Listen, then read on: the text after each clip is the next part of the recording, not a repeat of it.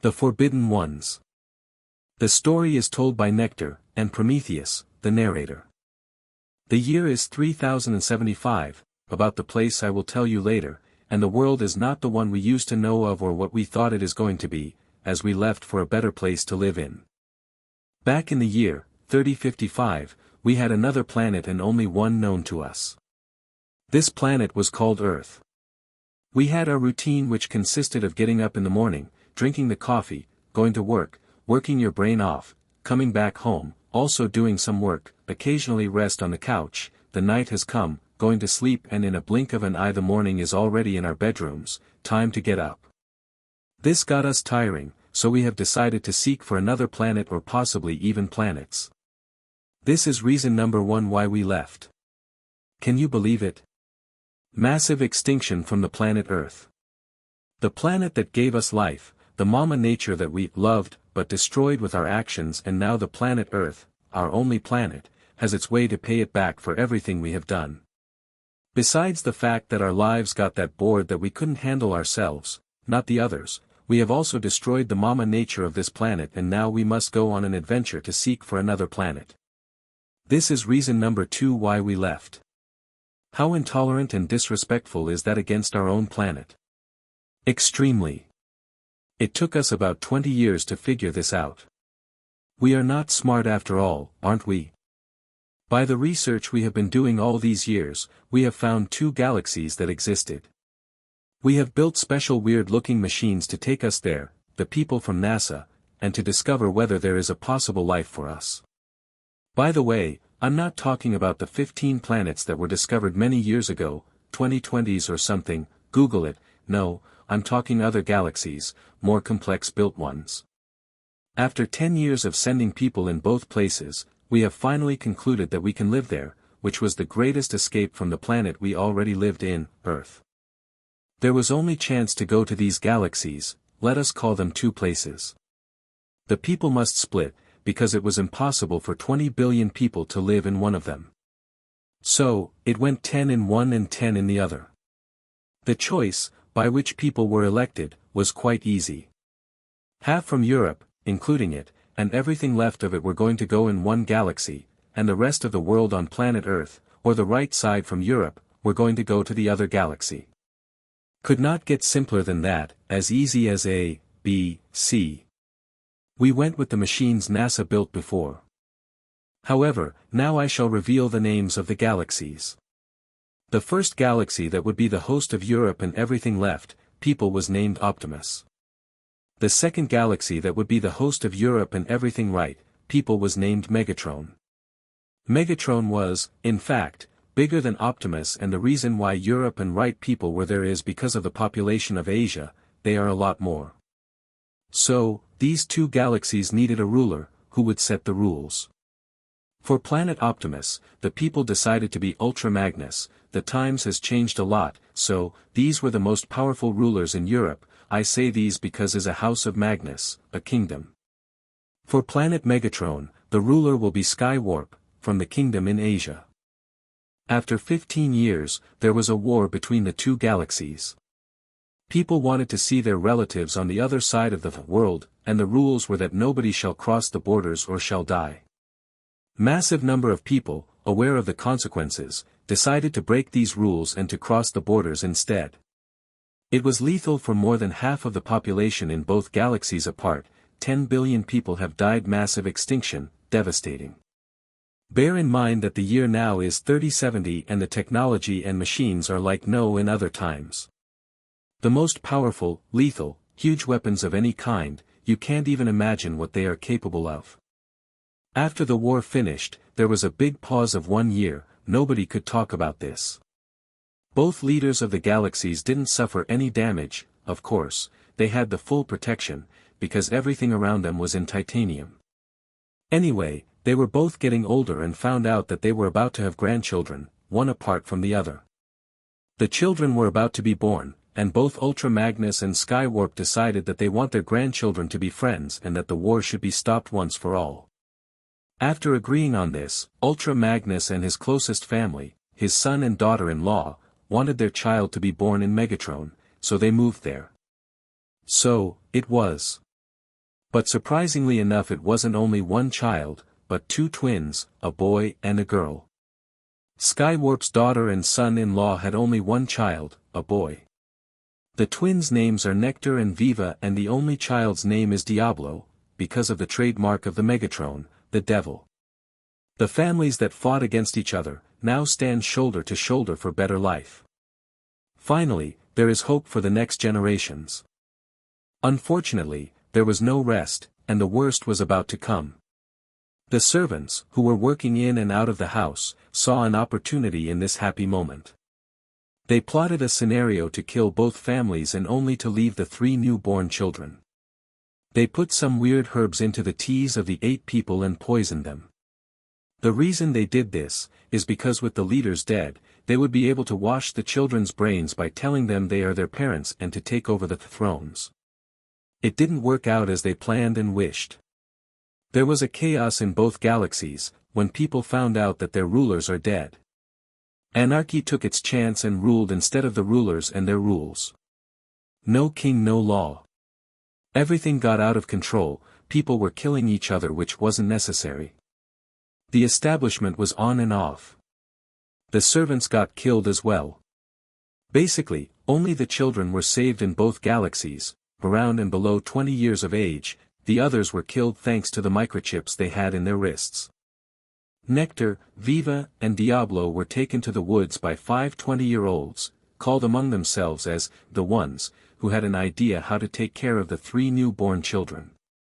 Since in the woods there were wolves, bears and many other dangerous animals, the young adults decided to go into the cave that Skywarp built for him to escape from the people, that had everything and more that they needed for survival.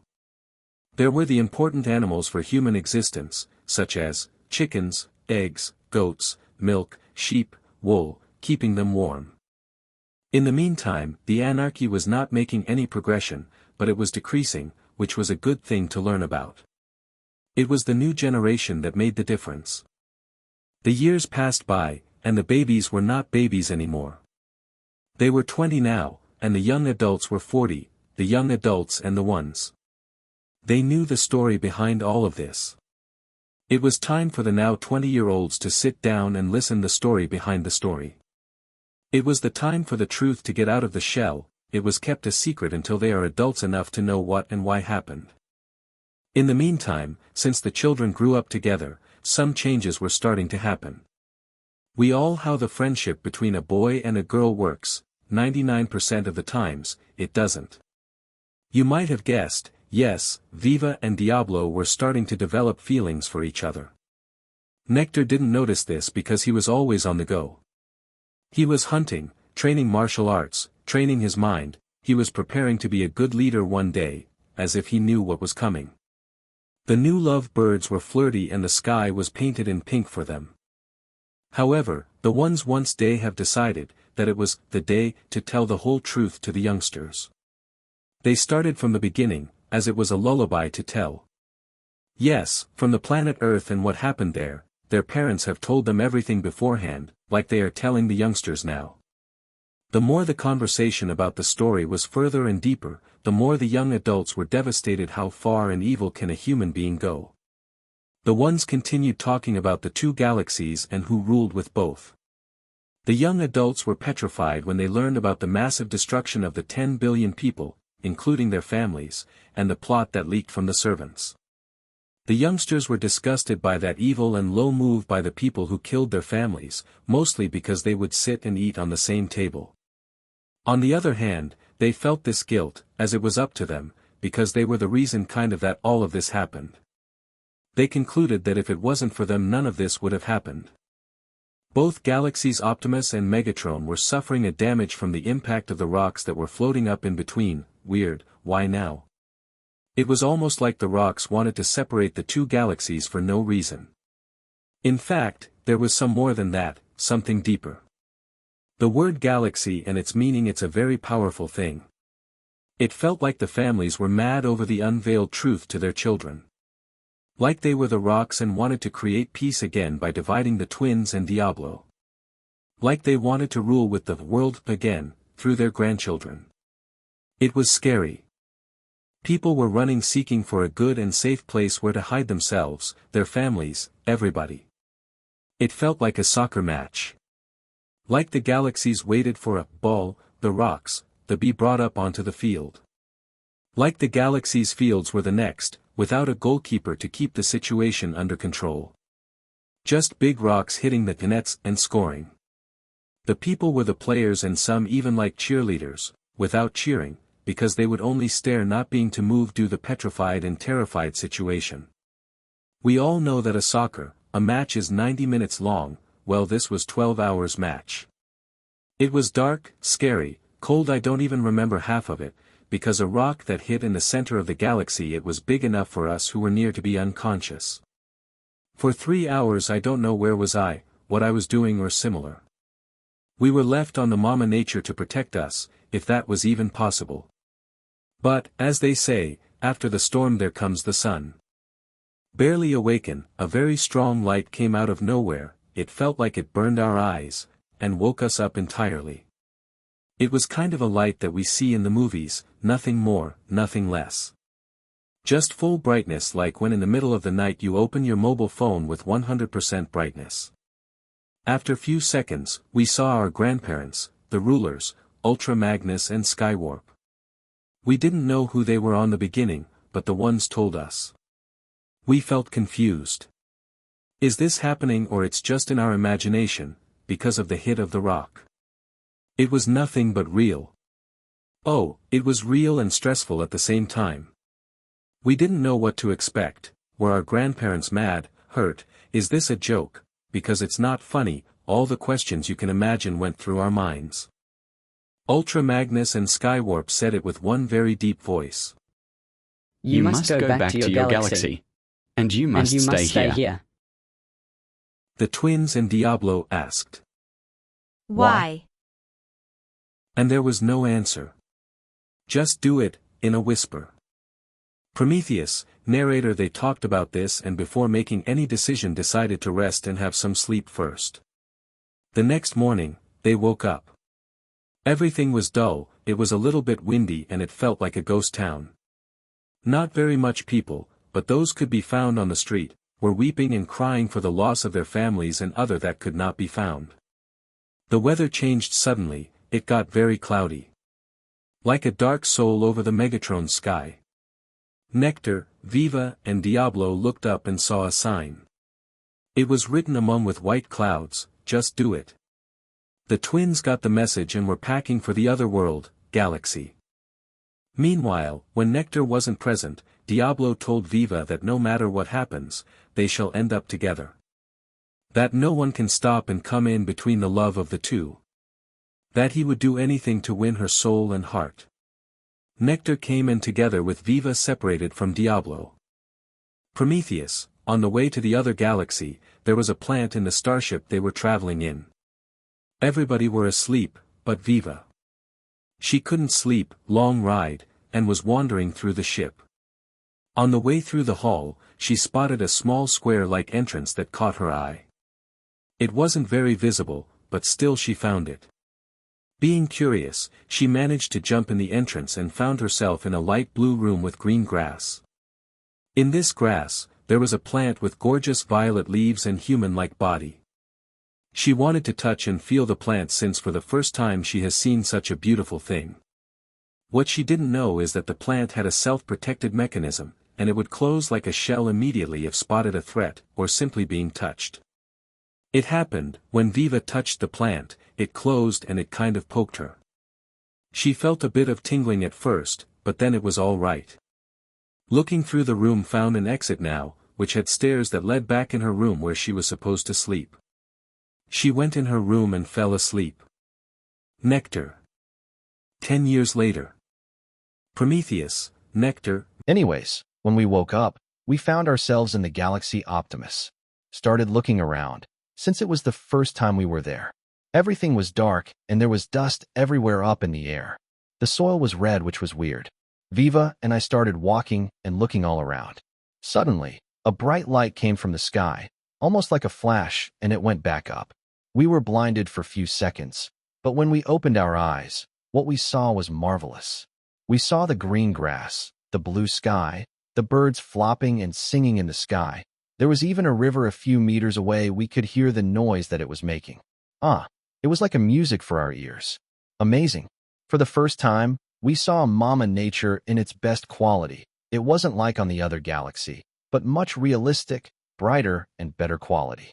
Anyways, looking up in the air, we saw white clouds, but it looked like something was written out there. We stared at it and noticed this small phrase. It said, "Welcome home." We knew that this welcome could only have been from our grandparent. We were happy that we are home, but at the same time sad because he is not around. 10 years later. Prometheus, Nectar, Viva, and Diablo, on the other galaxy, turned 30. For the last 10 years, since they were 20, Nectar and Diablo were practicing martial arts, Taekwondo, Korean, a martial art, and Jiu-Jitsu, a Brazilian martial art.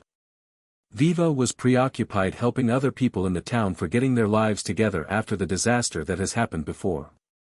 By the people, she was marked as the angel that walked on earth. She was generous, helpful, honorable, kind and strong. Viva had a special place in the people's hearts. Another 5 years have passed in the meantime. People have decided that need a leader, someone who will take care and look after them in the good or bad, even the worst-case scenario. Not much time to think, they knew who is going to be the next Ultra Magnus. Who else than his grandchild Nectar? He was the chosen one, and was preparing for his first role as the leader, the captain of the ship, of the galaxy. It took him some time to admit to himself that it was a huge responsibility to take upon his back, but not wanting to disappoint his grandfather, proudly accepted the role. He promised during his speech, that he will do everything that is possible to keep the galaxy safe and sound and to protect it if a threat was about to happen. The same was going on in the galaxy Megatron. As you might have guessed, Diablo was the chosen one. Also, because in his blood was the DNA of his grandfather, former ruler, Skywarp. 2 years later. Prometheus, both galaxies are doing well, ruled by the best rulers until now. The twins and Diablo just turned 37. On the galaxy Megatron, a weird thing happened to its ruler, few days after. Diablo was having problems sleeping, eating, and drinking. He has lost up to 10 kilograms in 2 weeks. The people started worrying about him. His best friend Delirious sent him to a clinic to do some research about his health. The clinic's director was very concerned about Diablo's health. He ordered the best doctors to come and have a look at his medical file, after all the necessary exams were done. The diagnosis was set, but difficult to say out loud.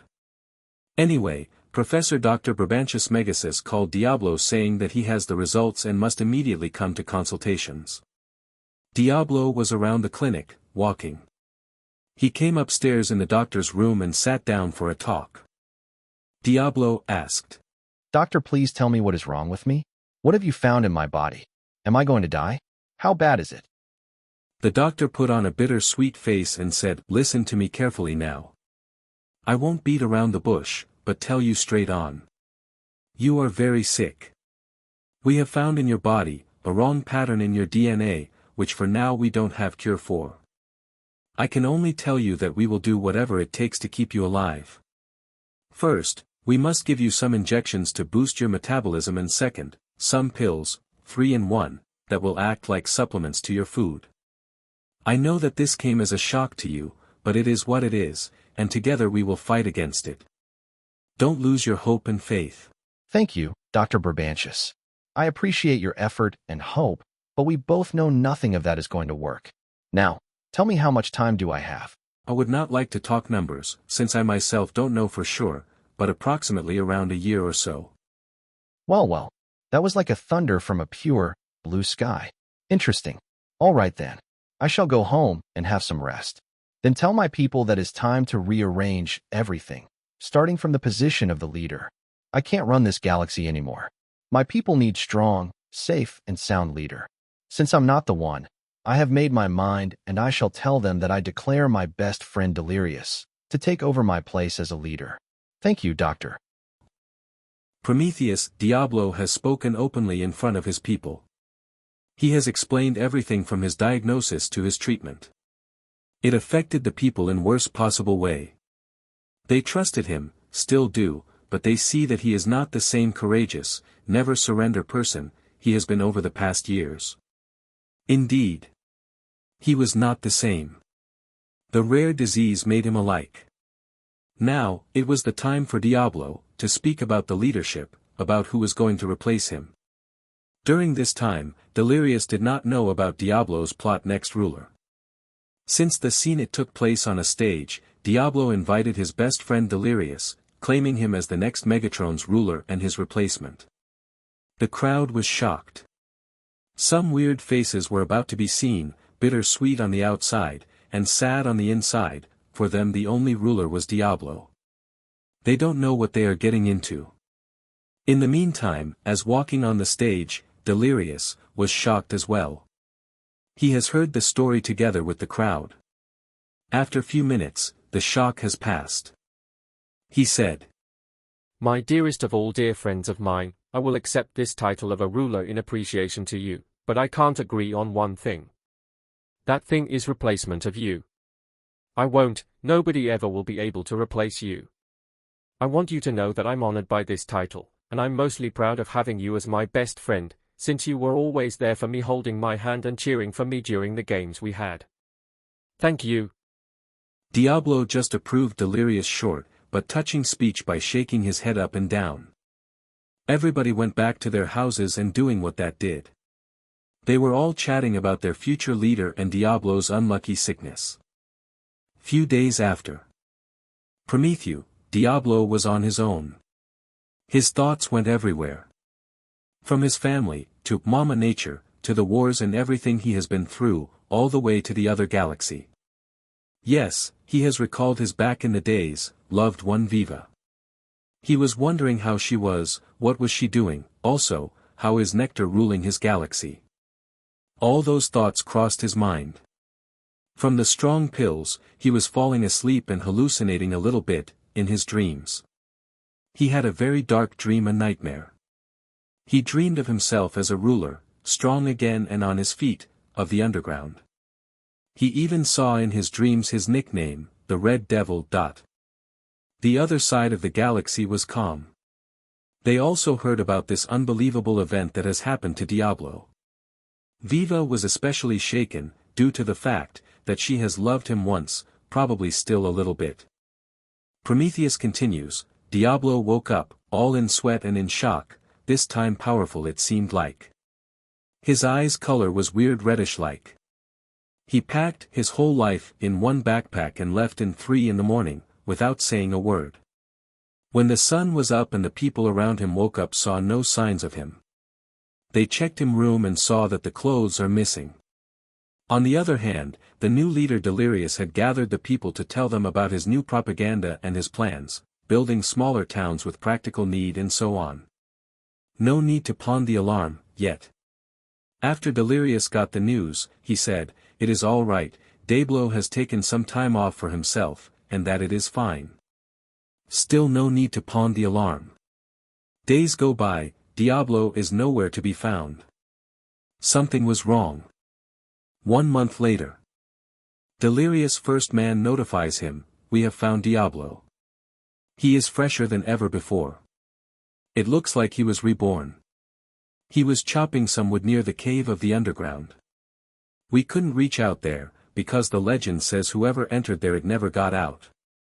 It's like the lion's mouth, but the devil is ruling it." We also saw, few men around him, all tall and well-built Hercules-like. Who knew that they had time or space to practice down in the underground area? Later, we saw Diablo alone, and approached to him only few meters away. We asked him, "How are you? What is going on?" With sharp voice, he answered as he was backing up his look from the axe he was holding. I can't complain, I feel better than ever before. The pills didn't help, but this plan I'm using it gives me the power, the concentration, and very good memory. So I'm doing well. One of the solders said, "I see. Hope you have found the cure and you are happy here. We are also doing fine with the new ruler." I know you are doing fine. Keep the things tight, because everything can go down in just one night. By the way, I am kind of happy here I have my own nickname. But, the cure you mentioned is not a cure, it is just a substitute for the cure. Only one cure, I've heard there is. It is on the other galaxy. It is not a plant, but a girl that I have seen before. So, I must do something to get to her and find my way out of this DNA gone wrong scandal. Same soldier again, so, what's your nickname? Can we call you by your nickname? I guess we can find a way to get to this woman. But tell me, how do you know this person? Everybody should call me by my nickname, the Red Devil. I know her, and her brother too. But her especially, if you know what I mean. He said it with bitter-sweet smile on his face, said the soldier while telling the story to Delirious. Prometheus. Delirious asked few of his people if they could go on the other planet and find this girl that Diablo talked about. The men prepared and flew off to the other galaxy. Once they got there, they right away asked about the plant that Diablo mentioned on the other galaxy, who can cure various diseases. Of course, it was nectar they were asking, but the men didn't know. It was suspicious to him at first, but after the men explained why they needed it, Nectar told them about this one very particular plant that belongs to his sister Viva. The men were sent to her. Once they saw her, thought, there is no more beautiful human being in the universe, but you. However, they explained to her what was going on. Once, she heard it was about Diablo, she decided to visit him and to bring him the plant. No more of it was to be found on the other galaxy, in person. The crew of men and Viva were ready to go. Viva said, "Till next time," to Nectar as she got on the spaceship. Few hours later, they landed on Megatron. The other people were astonished as well when they saw the beauty of Viva. After having a long conversation with the new leader, and she was being explained in details now, about what happened, Viva, Delirious and the men went off to find Diablo in the underground. So, they did. They have found him resting under a big bamboo tree. Everybody stopped, but Viva. She got closer to him. Diablo felt that someone was getting near him, so he prepared his bow. In waiting position for a prey or enemy, he was surprised to see his long not seen, his biggest one and only love, Viva. He was so happy that he freezes on the spot. Viva took his hand, and together they sat down. "It's been almost 3 hours, sir. What do we do?" One soldier asked. Keep it calm, soldier. Not now. It's been a long time for these two lovebirds. Let them have their time. Delirious replied. Prometheus. When the long conversation was over, Viva invited the other men to come and join them. Delirious had so many questions about Diablo and Viva, which were answered and clarified finally.